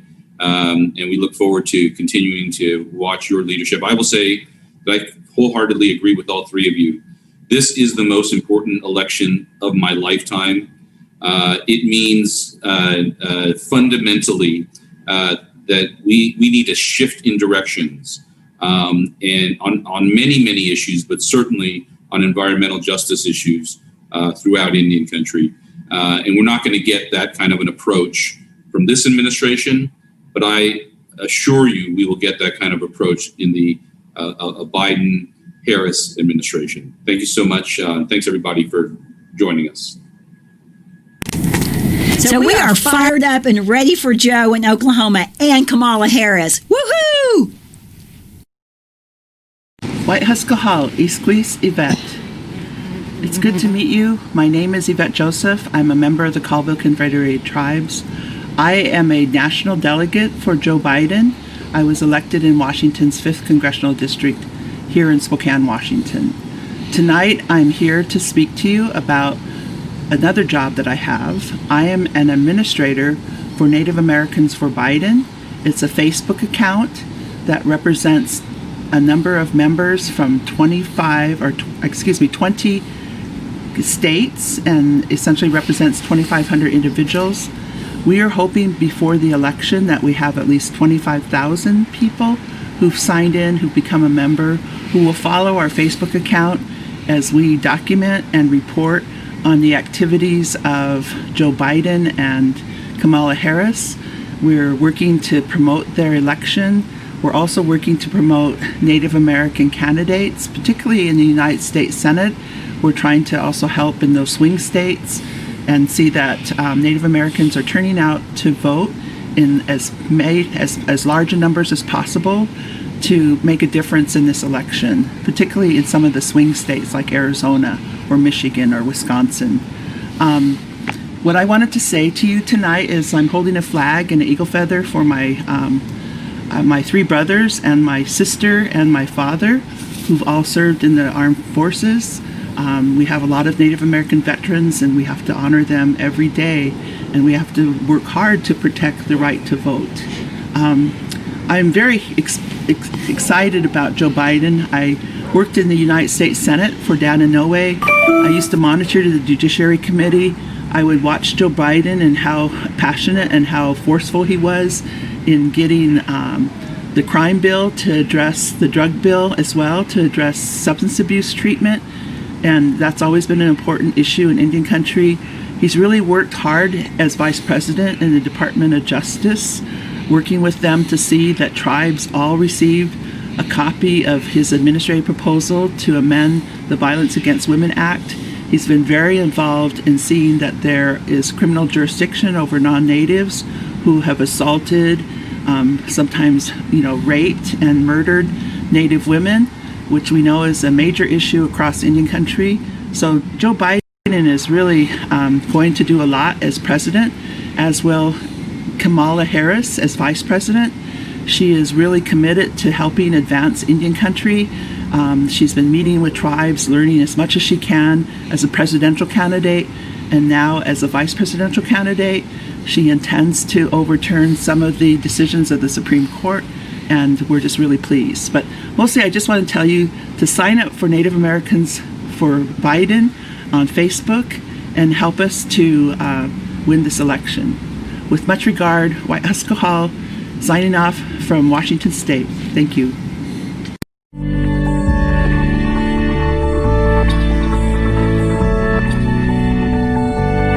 My name is Julie Johnson. I'm a Lummi Indian. I'm chair of the Native American Caucus for the Washington State Democrats. And when I was born, my father held me up and he said, "She will vote all Democrat." I live on the Makah Reservation in Nia Bay, Washington. I think it's one of the most beautiful places in Washington State. We've raised both of our sons here in Nia Bay. We have 6 grandchildren, and we have 1 great-grandchild and 1 on the way. I really believe, and my family has believed, that all people need to be treated fair and equitable. And I think that's still a priority of mine, and I think that's a priority of the Democratic Party. I can remember when I was a little girl going to Port Angeles and not eating in certain restaurants because we would not be waited on as Native people. And I just didn't understand that when I was really little. Why weren't we as good as anybody else? And so when I got involved with the Democratic Party, I noticed people had the same goals that I had. So that I really, really appreciated that.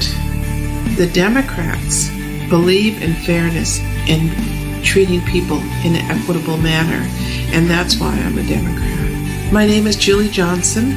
I'm a Lummi Indian. And today I want to thank the Democratic Party for all the work that you've done. And I want to thank you in my language, Haishka Siem. Thank you, dear ones.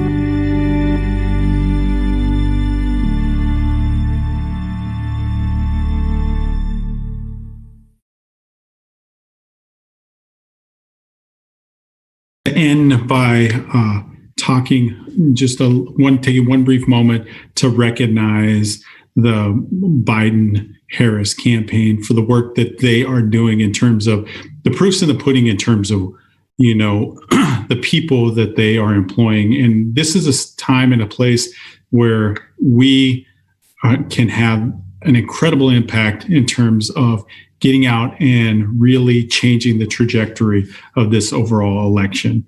And the Biden-Harris campaign has made a substantial commitment in terms of bringing in and engaging tribal members within the campaign in a way that's never been done before. And so one of the things I wanted to do at the end today was just call out all of those folks, or a number of those folks. First and foremost, I would like to call out the great work that Clara Pratt, a member of the Navajo Nation, who's leading the tribal engagement. She's a tribal engagement director for the Biden for America campaign. I want to call out Paui Rivera, who's a member of the Pueblo of Powake. He's the Western Coalitions Director at the Biden for America campaign. I wanted to call out Teresa Shelton, who is a member of the Tulalip tribes and the DNC Native American Political Director.